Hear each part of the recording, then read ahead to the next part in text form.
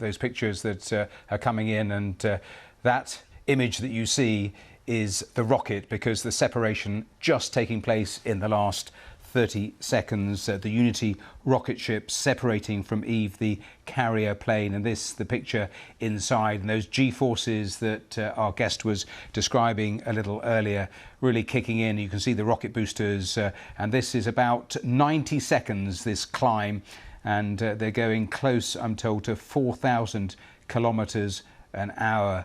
And they've separated from Eve, that carrier plane that had taken them over. Thumbs up there from some of those on board, but it had taken them up to what, about 15-16 kilometers above the Earth, and then they climb at such a rapid amount. And there you see, as they release themselves from their seats, the moments of weightlessness there in that Unity rocket ship. And they would have had lots of training and lots of anticipation and build up, but this, one of the absolutely crucial moments for them, as they have just a few minutes of weightlessness at around 85 kilometers above the Earth. Zero gravity, and these three, and there, look at that picture, because that too is what they are up there to see, the curvature of the Earth as they look back from 85 kilometers up.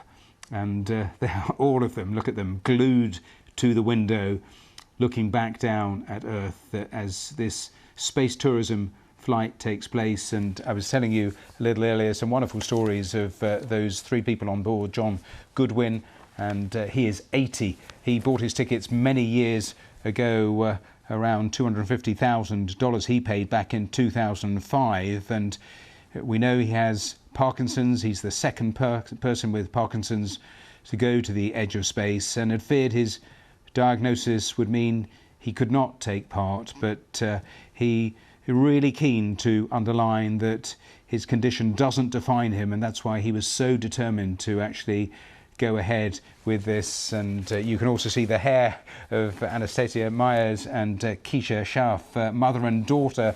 That too, an absolutely wonderful story, because the mother was describing to media how she was heading back to the UK, was just sorting out her daughter's visa when she entered a competition to join the space flight, and much later she heard that she had won together with her daughter. Look at those pictures, and of course a lot of questions about space tourism, the value, the cost, the environmental damage.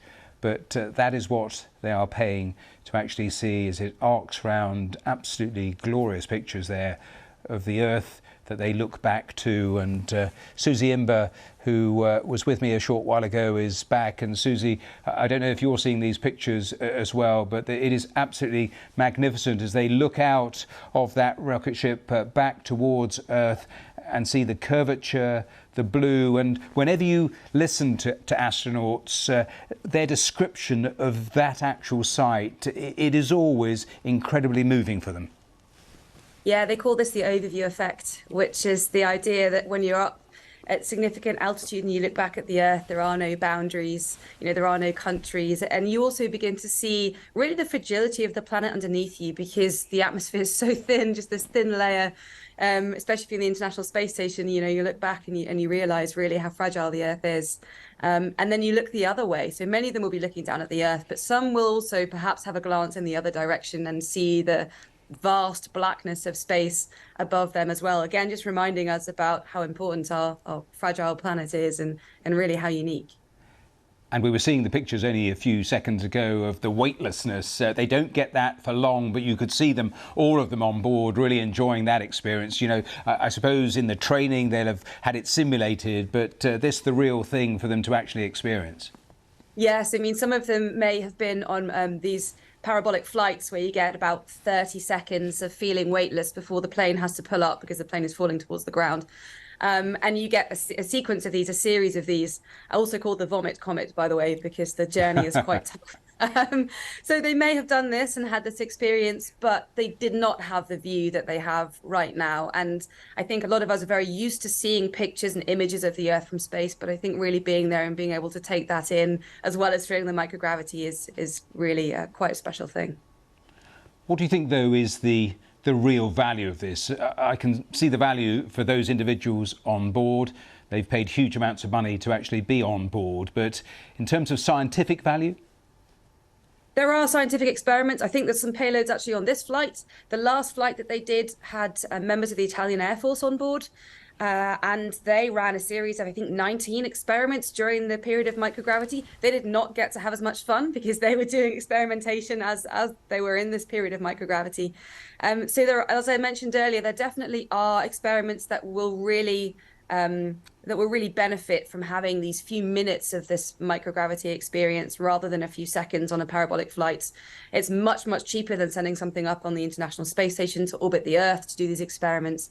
So there are two sides to this coin. Of course, there are the people who get to have this experience and hopefully make a difference and come back to the Earth and really sort of campaign for protection of the environment and so on. But there is also a scientific side to this as well, and hopefully that side will be more explored as these flights continue.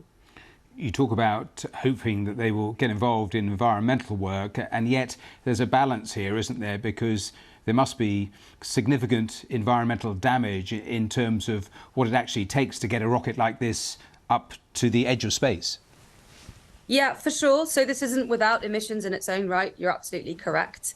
I don't think the emissions are as high as you might imagine, but perhaps Virgin Galactic might be able to give us some figures. But yeah, you're right. There's a balance, as there are in many things. You know, when we get on a plane to go from the UK to the US, we're causing emissions, and we need to think about the balance between the value of our trip and the amount of emissions that we're a part of.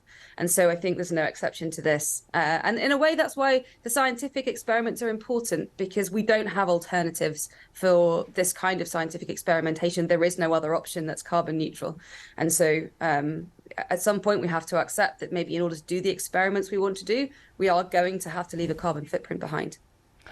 And ultimately, say 2 years, 3 years on, how often do you think we might see flights like this? The first flight was last month. The second flight is now. I expect we'll be seeing the frequency dramatically increasing.